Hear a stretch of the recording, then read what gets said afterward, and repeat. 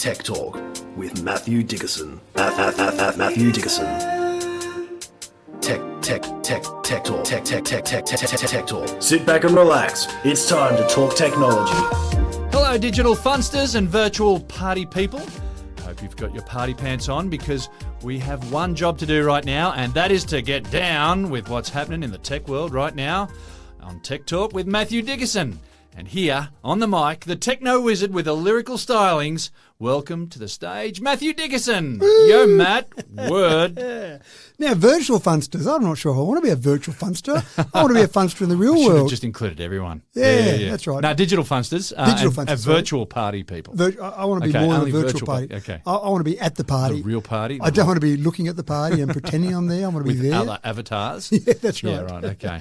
Now, this week I've had an interesting little job to do where I spoke to open an event and they wanted just a little 10-minute intro on something technology, which is fairly broad, and there's a lot of technology we talk about. And so it's a broad brush to sweep, yeah. It was a very broad brush, and so it's actually harder sometimes when you say, do a topic where you talk about anything, because, wow, that's everything we've got access to now. And I narrowed it down, I came up with this concept, and I started thinking about accidental discoveries. So, for example, Percy Spencer, he accidentally discovered the microwave oven because he noticed a chocolate bar in his pocket was melting. Very cool story, yeah. Yeah, when he's hanging around some radar equipment after World War II, and I wonder why that's happening. And next thing you know, we have the microwave oven. And then, of course, you'd know about Wilhelm Röntgen. Did I get that right? Röntgen? Yeah, that sounds good to me. Yeah. So he was working with electron beams and a gas discharge tube, talking way back 1895, and went, hold on, X-rays. Maybe we could do something with X-rays. And then obviously we now have X-rays used on a daily basis in medicine. So you get a couple of accidental discoveries. But this was a little bit different. I started thinking about a bit of modern technology, and I won't name what it is until we get to the end of it, where a number of discoveries that occurred that no one was thinking of would lead to this discovery. But it's that quote from Isaac Newton. He said that if I have seen further, it is by standing on the shoulders of giants. And I thought this was a perfect... talking about Galileo for that too. Yeah, that's right. I thought this was a perfect example of that, where lots of little things you discover, the cumulative knowledge leads to other things that no one had in mind. So I'll run through these 6 things, and for listeners out there, I would say see if you can think what I'm talking about. It's like pieces of a jigsaw puzzle is what you're putting together. That's exactly right. So I've got 6 different companies. I've got NASA, or organisations would be more accurate, NASA, Sony Corporation, General Electric, Korean Airlines, CSIRO and Motorola. From those 6, start to think about what we might have today that has been brought about by those 6. So the first thing I'll talk about is NASA. There's a little device called an inertial measurement unit that was on Apollo 7 when it was the first Earth orbital spacecraft, on Apollo 11 when man landed on the moon, if you believe man landed on the moon, which I'm kind of thinking... Don't have to believe it. No, that's just right. have to understand it. That's right. Okay, good. So that had an IMU on board, and basically an IMU has got some accelerometers, gyroscopes and magnetometers that combine to tell you which direction you're travelling in, how fast you're travelling, how you're accelerating, etc. So that's piece 1 of the puzzle, if you like, step 1 of the puzzle. Number 2 was we're going back 1968, 1969 for that one. Step 2 was in 1979, Sony Walkman. So suddenly, later, right? Yeah. We've got people wired for sound. Cliff Richard literally wired for sound. There's a classic. That terrible film clip where they're all skating around with their Walkman and their Sony headphones. Fantastic film clip. Yeah. So there was something they needed to make that a little bit better, and they eventually got a patent for it. In 1982, Sony Corporation was granted a patent for a brushless DC motor for directly driven tape recorder systems, i.e. a Walkman. And it was quieter and more controllable than any other electric motor. Step 3 was again in 1982 when the compact disc was released, taking over from tape recorders, taking over from vinyl, although we've talked about before, vinyl maybe not quite taken over yet. But that was based around, the actual production of CDs was based around a thermoplastic. And that thermoplastic was first patented by General Electric way back in 1955, called polycarbonate. And it used for some industrial purposes initially, but eventually compact discs were all made of polycarbonate. It was mouldable, it was strong, it was, or actually mouldable at room temperature, which is interesting, strong, it had light transmission properties that worked for, obviously, CDs. It was pretty good in terms of impact resistance, so a pretty good thermoplastic used for lots of CDs. The next year, unfortunately, we had a tragedy. Korean Airlines Flight 007 strayed off path ever so slightly, went over Soviet airspace, and of course people know that was shot down, unfortunately, by the Soviets. 15 days after that event, then President Ronald Reagan said, that's not good enough. We've got a military system we're developing that could save that happening again. So in 1983, 1983, he made an announcement that this little thing called Global Positioning System that was designed by the military for the military will be opened up to civilian use.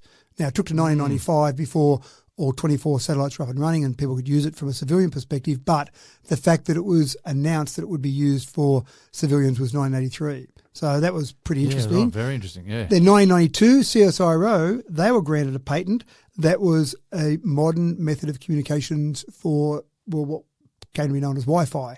So that little patent they had was a crucial part of the first Wi-Fi. 802.11b was the first commonly used consumer Wi-Fi in 1999.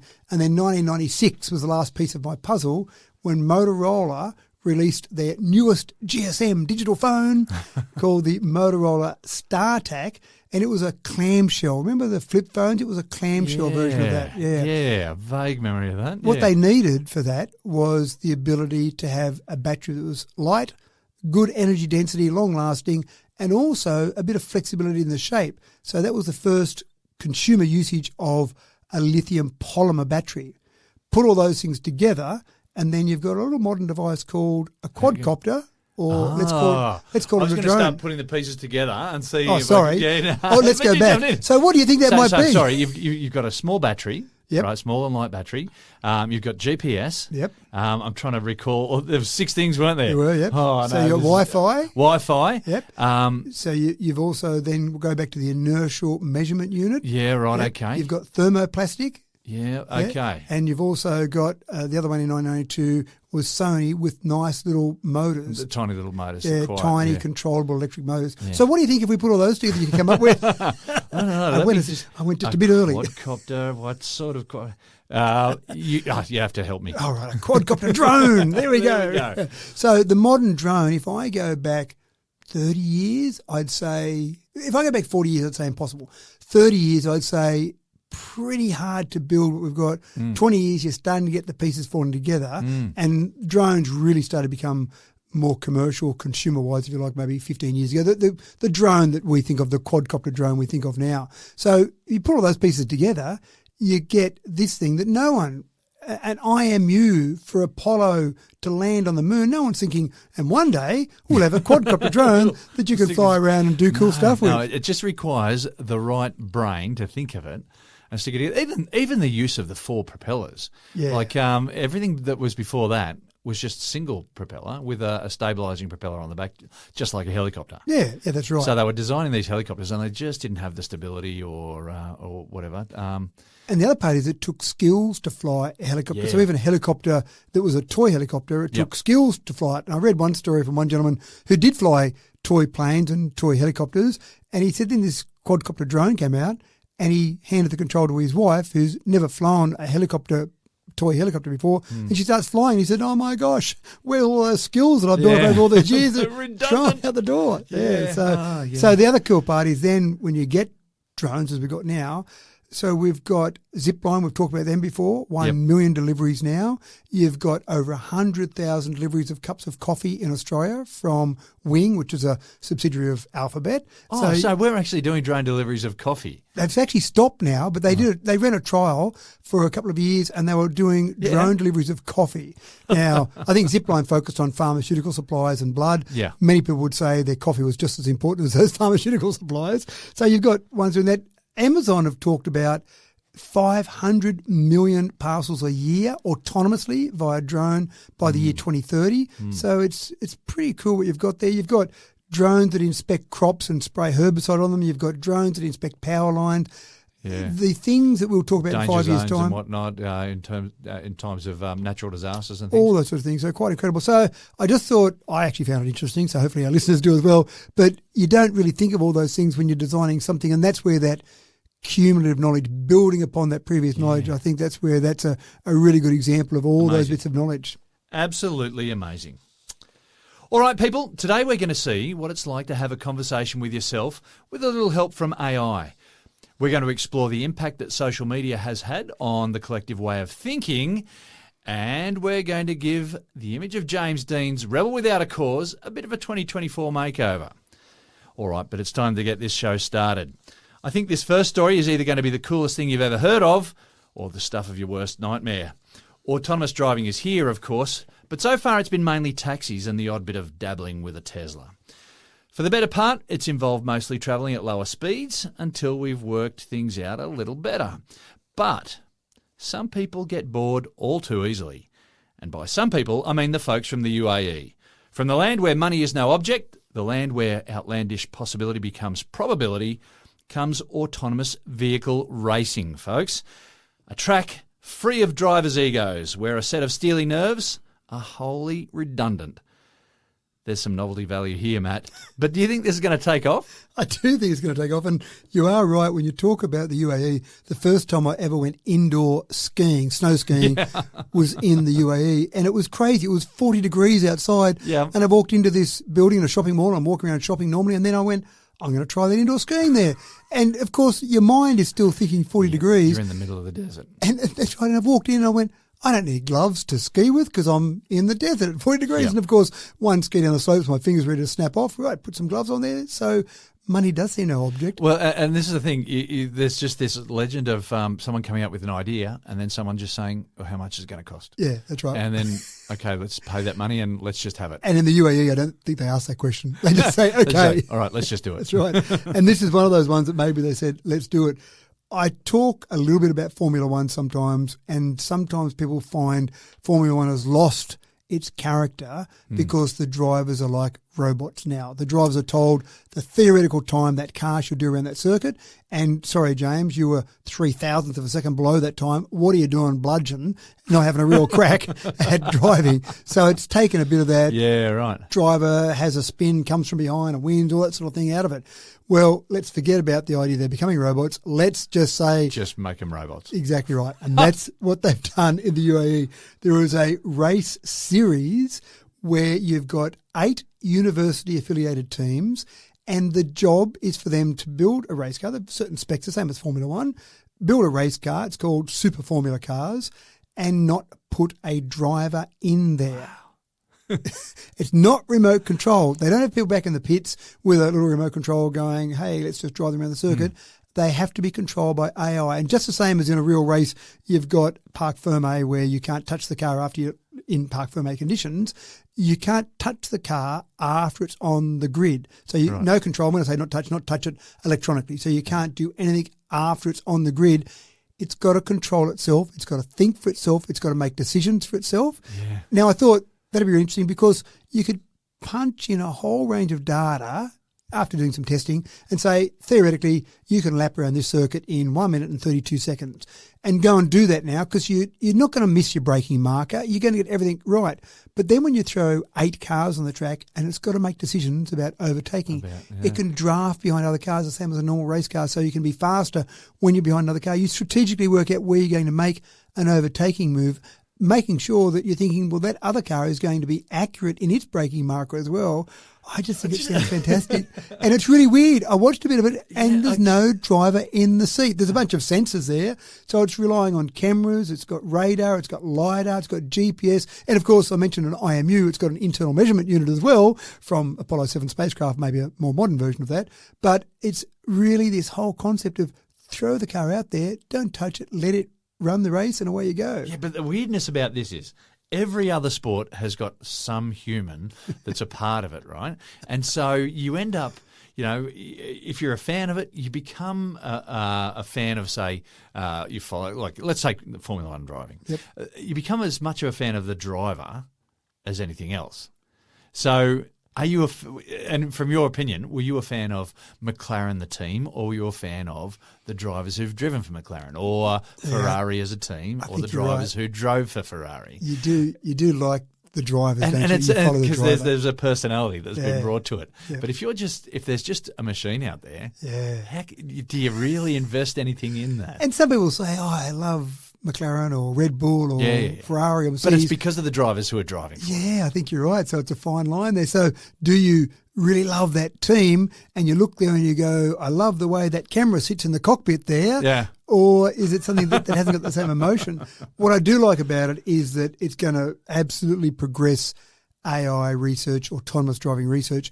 We know that in Formula One. We know that things that were developed in Formula One cars many years ago are in normal cars we drive around today. Yeah. So racing, having development, research and development, and then adding the element of go faster, refine that's going to make things better. But I watched it and it looked And if absolutely autonomous crazy. cars can work themselves out on a track where there's fewer road rules, I guess, the give way and indicate and all that sort of stuff, perhaps, they're travelling at speed. Maybe that can convert to where we can program the extra rules in. And Yeah, maybe. And the other thing I thought of was that on a racetrack, at least you're going the same direction. So you take out some of those elements. I mean, avoiding other cars, going around corners safely, all that sort of thing. But then you haven't got cars coming at you or cars going across the track. You know you've got a clear track ahead of you, apart from the cars going the same direction. So I actually love it. Go and have a look at it. there's a lot to be read in fractions of a second. Exactly. That they have to respond to. That's right.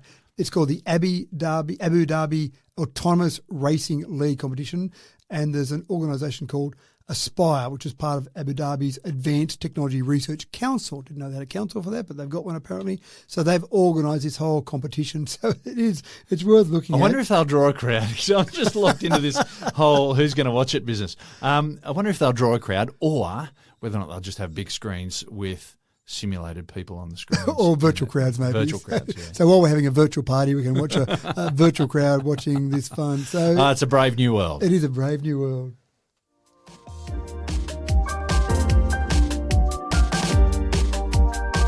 I still remember clearly marvelling at Christopher Reeve in the original Superman movie of 1978 when it was fresh on the silver screen. And I remember some time later the conflicting feelings of both wonder and disappointment when it was revealed to me just how the movie men actually got him to fly. 46 years later, the days of green screen technology are numbered. Today's audiences are far more discerning. There are better ways to get our special effects now, and perhaps the best way comes from our very own Victorian College of the Arts in Melbourne, where they can now plonk actors right in the scene with 99.5% less imagining. That's an official number that I just made up. Matt, I'm going to say it. It's about time old school green screen technology, it just looks dodgy. It does sometimes. And I think it ages on the screen. It looks more dodgy as the years go on. Like, I remember sitting there and watching these things and, Indiana Jones and all those other movies. Yeah. You can now pick the bits that are in front of the green screen. Well, the thing that I got shattered by was when I used to watch Batman and Robin climb up the side of a building. And then one time I saw the behind the scenes and there they are walking on the flat with a bit of string line tied to their cape to keep it out horizontal to make it look like it's People falling would down the side. pull out of their windows vertically and have conversations with them. Yeah. Yeah, so you're right. There's been movie tricks, movie magic going on for a long time. But this movie magic is really cool. So it's already been used. There's big movies like Barbie, June, The Mandalorian, some of these big budget movies are already using this. So instead of a normal normal green screen, and again, you see behind the scenes and you see a big scary monster behind the scenes. It's a green tennis ball that the actor's got to interact with and go, oh, I'm scared by that green tennis ball. Oh, no. And so with this concept, what they do is they have this immersive wraparound 3D-ish LED screen technology where they actually put the scene or the monster or whatever it might be on the background. So it's no longer about look at the green screen. It's actually there it is. You're immersed in that whole concept. And so they've basically just built one of these down in Melbourne, the Victorian College of the Arts in Melbourne, which is fantastic because if you've got movie makers looking at places to make movies, then this is going to be an important part of it going forward. And there's so much detail that goes in. In fact, I was staying at a motel during the week and I walked out the front door of the motel And I saw a whole bunch of people and things that were set up that looked like a movie. And I thought, oh, I haven't heard about some movie. Anyway, I talked to one of the security guards there because I couldn't walk through where I wanted to go. And he said, no, you can't go. It's a movie. And you're looking there, and I'm looking at a couple of cars. There were, it was in Australia, but there were yellow cars looking like yellow cabs in America. Yeah. There were some old newspaper, in America where you've got the newspaper things where you pay your money and you pull up the little lid and you play a newspaper. We don't have those in Australia. So a couple of those were on the footpath. And then there was snow on the corner. Now, it's a bit cold in Australia at the moment, but not really snow. And again, when I had a bit of a closer look, I could just see the snow was a bunch of plastic on the ground shaped like snow.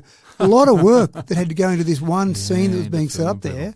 Forget about all that. You just go and have it projected onto a 3D LED screen. I'll tell you what, I stepped out of Wynyard Station. Sorry about this, we're digressing, but just stepped out of Wynyard Station many years ago, and there was this big black helicopter flying overhead. It turned out to be a scene from The Matrix. Oh, really? They were filming it. Yeah, wow. So are you in the background somewhere? I've looked hard for myself, from the aerial shots, but there was no me. No. Oh, how dare they? How disappointing. So this is a really good concept where, again, it's being used in movies as we speak, but this is our first one in Australia. We want to have more of a movie scene here. We've got some wonderful scenes, Mad Max, that sort of thing, in wonderful areas.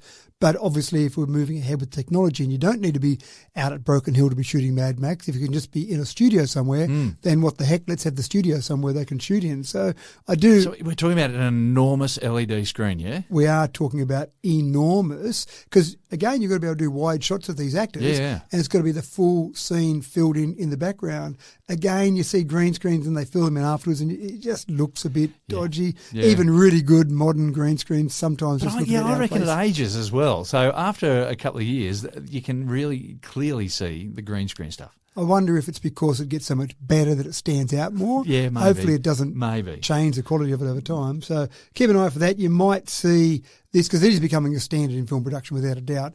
Why not? It's going to be a lot cheaper to produce movies when you've got everything behind you rather than, we've got to take the set to wherever and we shoot that. And then process it. Well, shoot that 3 seconds that appears on screen, then move on to the next one. You just change the background scene and away you go. So more work in the movies for technologists, less work in the movies for location specialists maybe. So good to see Australia on board.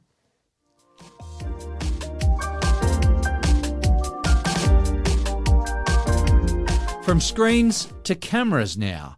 Now, there's no point in having mind-meltingly high-resolution screens these days if our camera is still taking low-res video with a low-budget romantic haze around the subjects in the frame.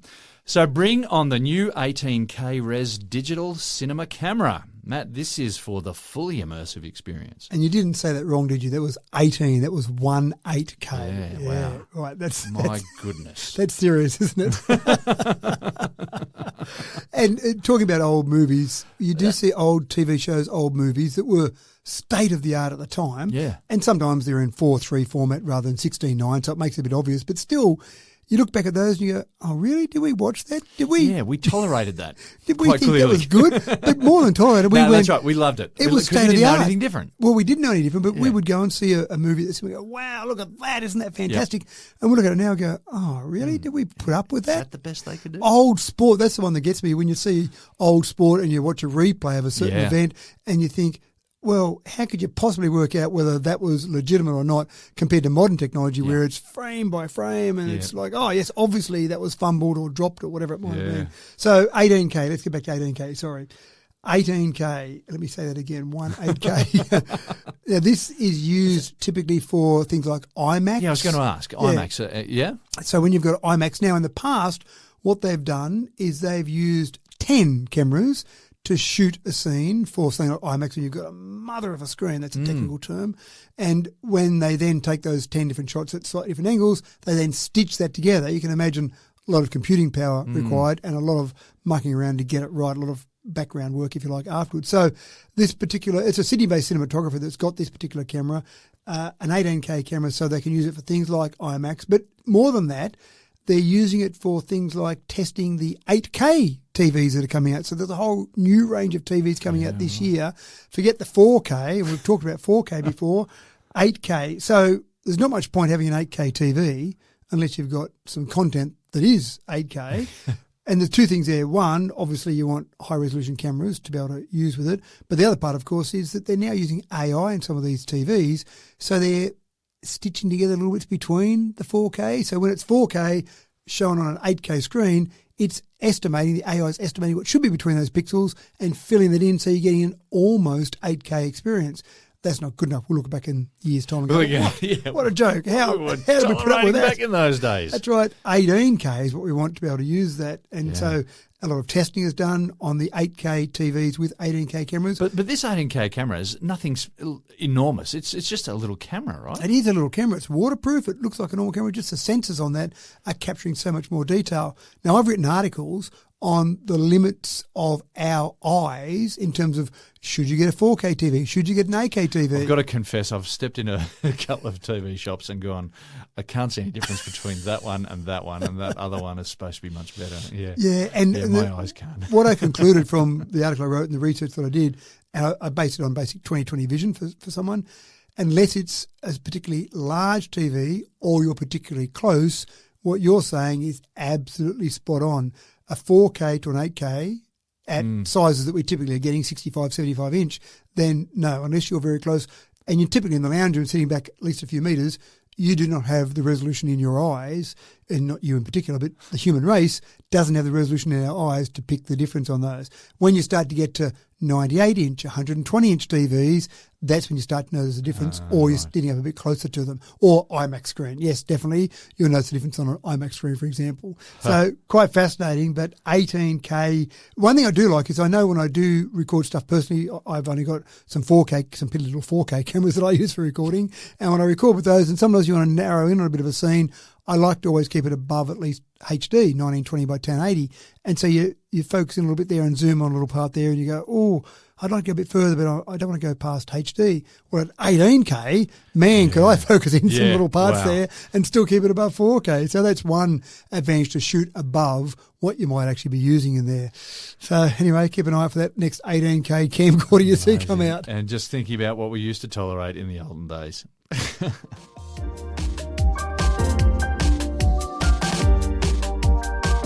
The power of social media. Like it or loathe it, social media has clout, and it is shaping the new world order.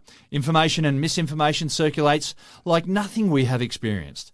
I would say like wildfire, but I think the new measure for the severity of a wildfire will be measured in terms of social media to flip a simile on itself. Matt, what are the implications for this for modern politics? Huge implications. We kind of know this to be true, but there's nothing like a good bit of research to actually prove what we kind of already knew. Yeah. What they analysed was the 2021 German federal election, which seems like a long time ago. It was. But the analysis of this data didn't take 5 minutes. There was a fair bit of time involved. They looked at 21,000 Facebook and Instagram ads by German political parties.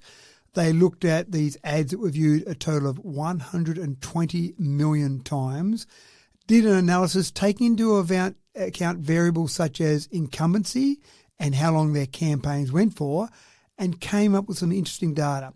If you can get 200,000 views of a social media ad, then you will swing the vote by 2.1%. Now, translate that for whatever numbers might be in another election, whether it be a US election or a different election with a different number of people, then whatever the German federal election population, again, you would translate that. So 200,000 views gives you 2.1%. So basically, we're buying votes here. €4 per vote is what these researchers calculated. So this is called the Ludwig Maximilian University of Munich, Germany, did all this research. So basically, if you want to work out, do I need to get elected? What was my last polling, for example? How many more votes do I need? €4 per vote. Go and work out that for 2.1% swing. Bang, I just need X dollars and I can go and swing the vote to my liking. Now, 2.1%, you think, yeah, not much. There are 299 constituencies in Germany. 12 out of those had less than a 2.1% margin in those to change who was actually elected. Now, I don't know the makeup of the German federal parliament to see how close that might be overall, but you could easily, for only 200,000 views of a social media ad, you could have changed the result of 12 of those constituencies. Amazing. So quite incredible. The total spend from the 1,785 candidates in the German election was €1.4 million. So people are taking it seriously. And again, I do wonder then, At the moment, from that election, 200,000 views in Germany per 2.1%. But as more people do it, you obviously need more ads to have that same swing. So the next German federal election, if they analyse that, maybe it'll be 300,000 views per 2.1%. Hard to know exactly what it is, but either way, that's right. It's all about the views. It's all about the views. If you can get people viewing those ads, then you're going to swing votes, you're going to swing elections, you're going to change results. And it doesn't matter if the information's true or not. People aren't asking the question enough. Who was it? Was it Oscar Wilde that said, there's only one thing worse than people not talking, there's only one thing worse than people talking about me, and that's people not talking about me. Yeah. Oscar Wilde didn't say, but you want them to say nice things, so you could have some social media ads that grab people's attention for a whole range of wrong reasons, but, I remember that silly ad or that silly thing that happened with candidate X. Well, that might be enough to get candidate X elected because it's stuck in people's mind. So quite fascinating. We kind of know that advertising. Game we play. It is. We know advertising works, but there's some cold, hard data to back it up.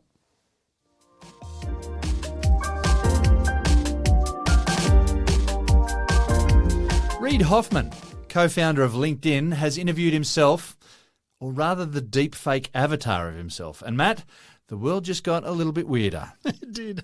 It did. It's just I sometimes argue with myself. We'll do it. I put some arguments forward. Hold on, but what about if you looked at it this way? Yeah. And you're just trying to make sure you understand it. But he literally did it. He did. And everyone can watch it. They can. He created a 14-minute video where he created a deepfake of himself, fed lots of data, fed lots of his text, as in written work, his videos, his voice, to create something that looked just like Reid Hoffman. Reid AI, he called it, and then sat down, and it was a bit of advertising for his latest book called Blitzscaling, and so he wanted to have a bit of a debate, a bit of a discussion about blitzscaling with himself. Why not? Ask me some questions. Let's talk about it. It looks very real. In fact, if you saw the Reid AI version of Reid, you look at that and you didn't see the other one beside it, and you just go, that's just Reid Hoffman having a chat about his book. Debating himself, something's going a bit funny, but it's just some of the other things that get introduced. So little mannerisms, little things that Reid does. The fake version, the deepfake version, tried to actually use some of those, including at one point during the interview where Reid AI picks his nose.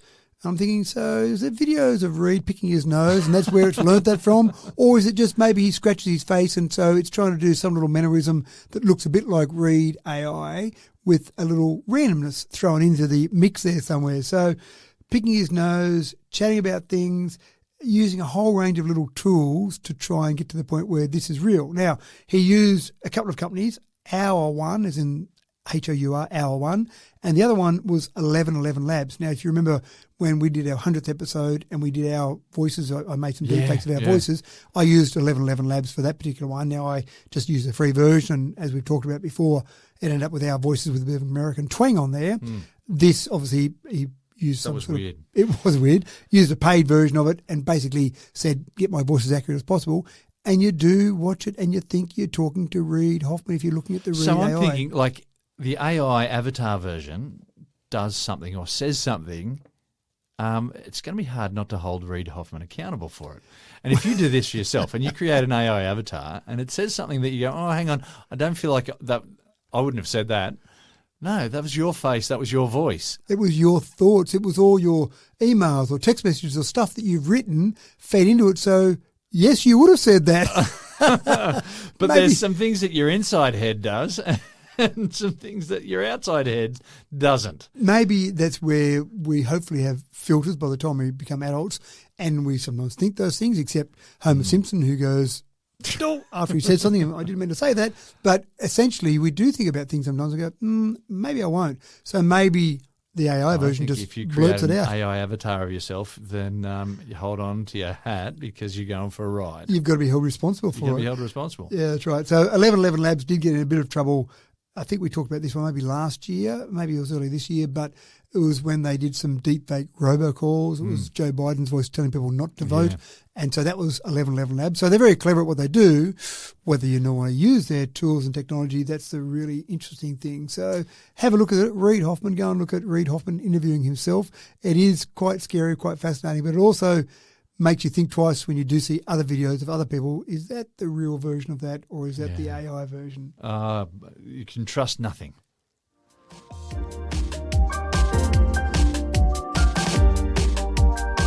What do you give someone who already has everything?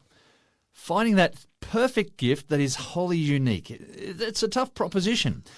Well, the US government recently held an auction in something of an ultra garage sale, trying to clean out a bit of e-waste from the back cupboard, which they did when they offloaded an 8-year-old supercomputer. And who doesn't love a bargain supercomputer, Matt? I got to tell you, sorry, James, I was trying to get this for you for your birthday, but I missed out. I'm sorry. You can have some pretty cool games of Tetris on this thing, yeah? You could. The auction's finished now, and it's over. And I want to say that we won it, but we didn't. The initial price, the bid started at $2,500. And at $2,500, I was That's not a bad price for a supercomputer. And let's just talk about the supercomputer for a second. 2017, it was first utilised. Sorry, it's got a name too, hasn't it? Yeah, sorry, the Cheyenne supercomputer in Wyoming. When it was released in 2017, or first turned on, if you like, it was the 20th most powerful computer in the world. That was back in 2017. Yeah, right, so it wasn't too bad at that time. I think it was built 2016 and first turned on at the beginning of 2017. Right, okay. So not too bad. So you think that's got a fair bit of grunt about it. It was mainly used for weather forecasting, but as with lots of supercomputers, you can book out time on them. You can use them for lots of things where you need really powerful calculations. This thing had around about 8,064 Intel Xeon CPUs, so it had a few CPUs on board. It had the equivalent of 145,152 CPU cores, 306 terabytes of RAM, and the thing that was most disappointing is it had 40 petabytes of data storage, but that didn't come with it. You didn't get the data storage because they thought there might be some sensitive information on there, so you didn't get that as part of the deal. But you still got the 306 terabytes of RAM and the 8,000 processors, so not too bad. So $2,500, I was in. At $2,500, I'm there. I thought James will love this. I'm not sure. I know you've got a bigger block of land than I have, so I was thinking about it more for you because it did weigh 12 tons. And covers about 200 square metres. Yeah, okay. So you had to have somewhere to put it. Somewhere to put it. And you can't put it under a tarp. Probably not. No, you probably needed it a little bit waterproof. It was water-cooled, but I don't think it was water-cooled by the rain.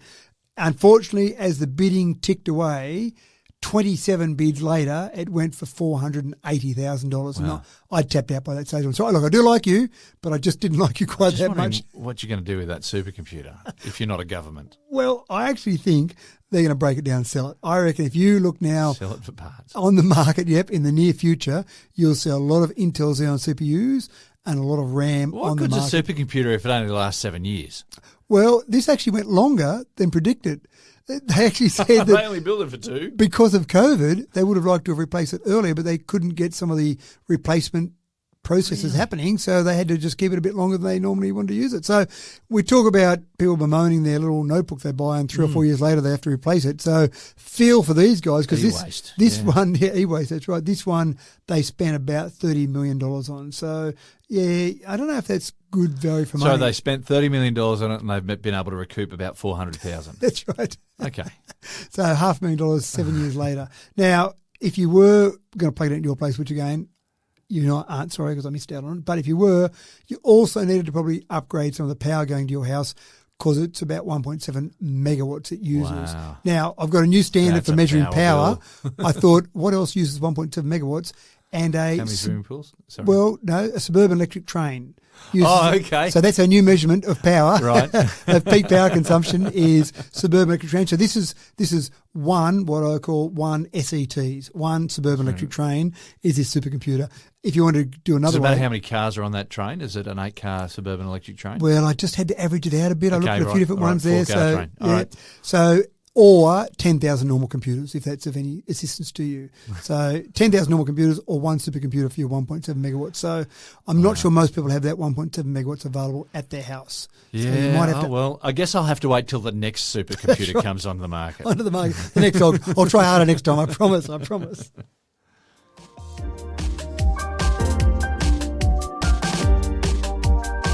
The crystals industry is big business these days. And like any industry, there tends to be a variety of products ranging from the highest quality crystal, suckled from the bosom of Mother Earth itself, right down to the low-grade counterfeits, peddled by the wiliest of shysters. But how can the average crystal customer even tell the difference? Matt, one thing is for sure, when I pay top dollar for my magic beans, I expect the very best magic.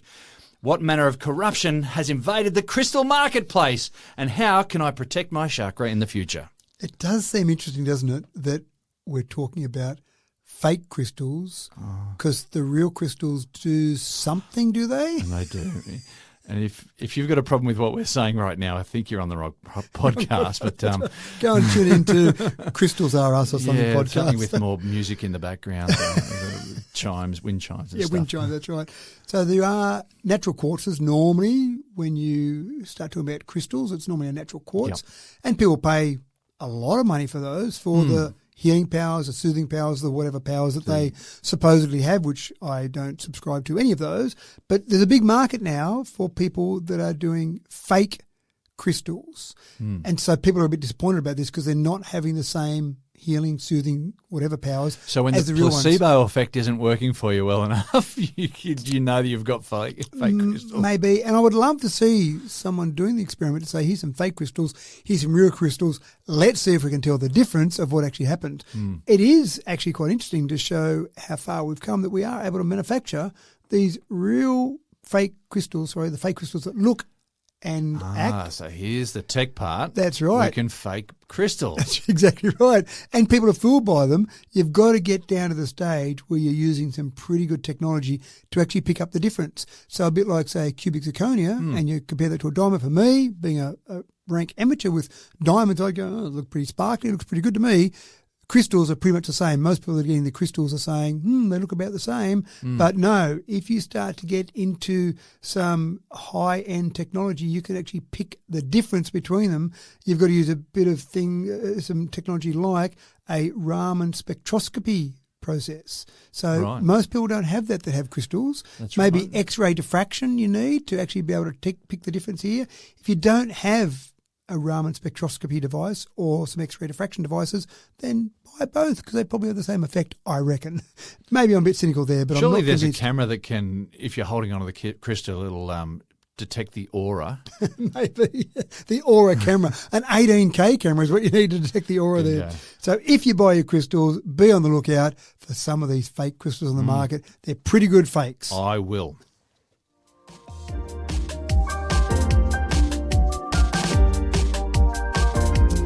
Some bad news for fossil fuel loyalists. Battery technology is on the improve, which means that prices are becoming more affordable and hardware even more accessible. The energy transition is entering a positive feedback loop now. Vive la révolution, Matt. Exactly right. Lithium-ion battery costs have dropped 90% over the last 15 years. There you go. On the way down. I remember the first Tesla I bought, I was told that about 60%, maybe more of that car value was in the battery. So you knew that prices were probably going to drop. It wasn't going to have great resale value because there was so much value in that battery. And there's a bit of the proof of it, 90% of there. The energy sector, though, not EVs, the energy sector consumed 90% of all battery production in 2023. So it's good and bad. Prices are going down because the energy sector is using so many of the batteries. But again, that's probably taking them away from EVs.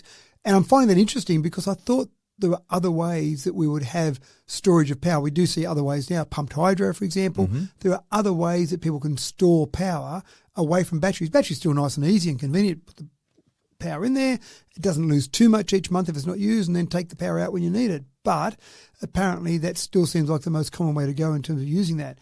Battery prices are projected to fall another 40% by the year 2030. So this is going to just keep bringing car prices down, EV prices down, which is fantastic. Lithium And I guess ion. we can, people will start stacking these things on their garage walls and things as well. That's right, yeah. So there's a whole range of ways people use them as those prices come down. They'll be doing it a lot more. There's people already got them on there and they're really happy with their product, I assume. Yeah, they are. They do seem to be. But as prices come down even further, that makes the argument even more compelling. For sure. So we are talking about lithium ion mainly being used here. But again, then when you focus on certain types of technology, you focus on certain resources that you need, and that might be a bit harder to get some of those in as time goes forward. But then you've got other things like lithium iron phosphate. Now, lithium ion, ION, as compared to lithium ion, IRON, Yeah, they're phosphate. So they're becoming more popular, and so you're finding that they need things like nickel and cobalt as well in some batteries. So I think we're going to get to that point where we've got different types of battery, different things are used in them, different resources are used, but mainly we're getting better pricing and we're getting better production of these batteries, which helps us in a whole range of different areas.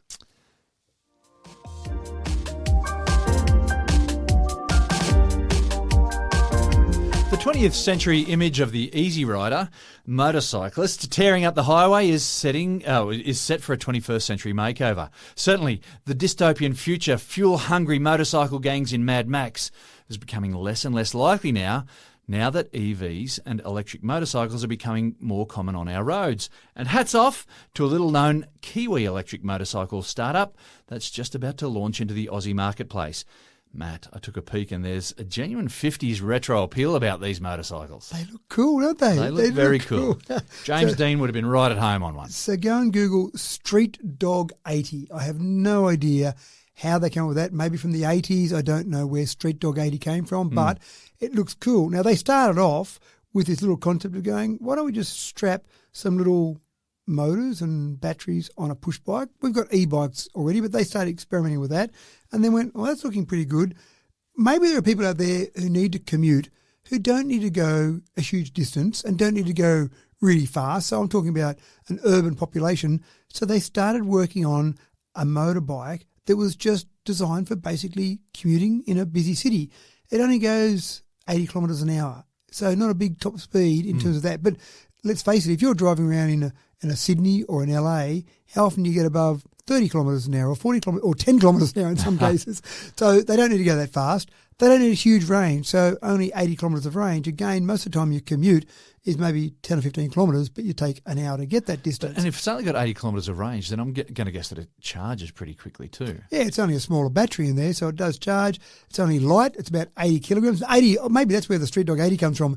80 that's kilograms. What I assumed, yeah. 80 kilometres distance, 80 kilometres an hour top speed. So there we go. I might have solved my own problem there, having a conversation with myself. Where's my AI to have that conversation with? But I do like the idea that essentially it's just designed for that short urban commute. Now, when you do go online and have a look at the pictures and you see that big belly of it there, obviously batteries in there and you can put more batteries, but it's designed to hold about 30 litres of stuff. So you could hold a six-pack in there, for example. You could have a few spare clothes in there, just a few bits and pieces in that belly, the big belly that's sitting there in the middle of it all. It does look cool, but very functional. And again, a bit like the drone story I told at the beginning, they wouldn't have thought about this going back 10 years ago because there were so many impediments to this. But now our batteries have progressed, our electric motors have progressed, and the need for people, and they would have been laughed at 10 or 15 years ago. What? Absolutely. 80 kilometres an hour top speed, that's just crazy. Whereas now, this all sounds pretty reasonable, where it wouldn't have sounded reasonable, I say, maybe 10 or 15 years ago. So well done to FTN Motion out of Wellington in New Zealand. It sounds like a good concept. I can hardly wait to see these on the streets of Sydney or somewhere in Australia. Big motorcycle gangs of these Street Dog 80s. They're only going 80 k's an hour. And stopping every couple of hours or maybe every half an hour to, they'd only be able to go 80 kilometres an hour, so every hour. Well, yeah, it's going to be a revolution in how we commute and things like that. Yeah, there is that revolution happening now, and this is going to be another step in that direction. So quite fascinating. And with that, it's time to stick this little podcast on a charge for another week. Thank you for another cracking tech talk, Matt. Yeah, thank you. I really am going to go and play with this AI concept. I just wonder how I'd chat you to want to myself. have an argument with yourself. I do. I feel like a Monty Python skit coming on here where you go and pay for your argument and have your argument there. So pay for an argument with yourself. Get your AI avatar to abuse you as well. That's yeah. right. Yeah, I love it. Well, I reckon that Street Dog 80 has got me really distracted. I've been delaying my midlife crisis, and I reckon it's about time I just got stuck in and committed to it. I'm going to buy a helmet that looks like James Dean's pompadour to complete the look. What do you reckon? Sounds good to me. Thanks for tuning in again, folks. Tech Talk with Matthew Dickerson is brought to you faster and quieter with 40% fewer emissions than any other Tech Talk podcasting on the market. So do your bit for the planet and tune in again next week. I'm James Eddy, wishing you a smooth path through the next 7 days, and I hope that you can join us for our next episode when we'll bring you more news of the future. We look forward to catching you then. Take care and bye for now.